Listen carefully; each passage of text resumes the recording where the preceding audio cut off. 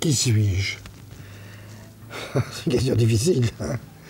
Eh bien, je dirais que je suis un père de famille, grand-père ou arrière-grand-père, dont la profession est d'être historien et dont les convictions religieuses sont d'être catholique.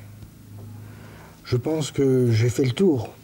Naturellement, il faudrait voir à l'intérieur de ce périmètre, plus en détail. Mais enfin, pour me définir sommairement, voilà ce que je dirais.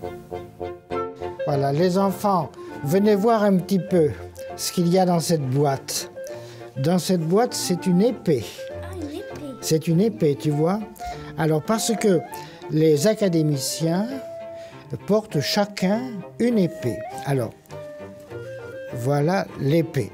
Je précise qu'elle n'a jamais tué personne, hein, mais c'est une épée décorative. Alors, chaque membre de l'Institut, en France, il y a 5 académies, chaque membre a un habit. Donc là, vous me voyez à l'Institut à Paris, vous me voyez avec l'habit d'académicien, et vous devinez ici l'épée. Hein.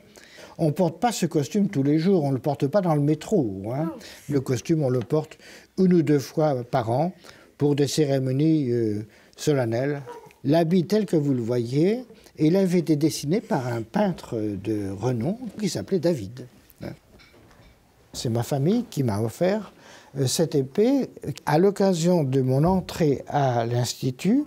En même temps, il y avait ce livre, disons d'hommage entre guillemets, autour de mon travail d'historien. Et il y a environ 80 contributions de disciples français et étrangers. Donc ça va en quelque sorte avec l'épée, si j'ose dire, dans le sillage de ce que j'ai fait. Le professeur Jean Delumeau est sans doute l'un des historiens français les plus prolifiques. Auteur de plus de 30 ouvrages, ce grand intellectuel est aussi membre de l'Académie des inscriptions et belles-lettres.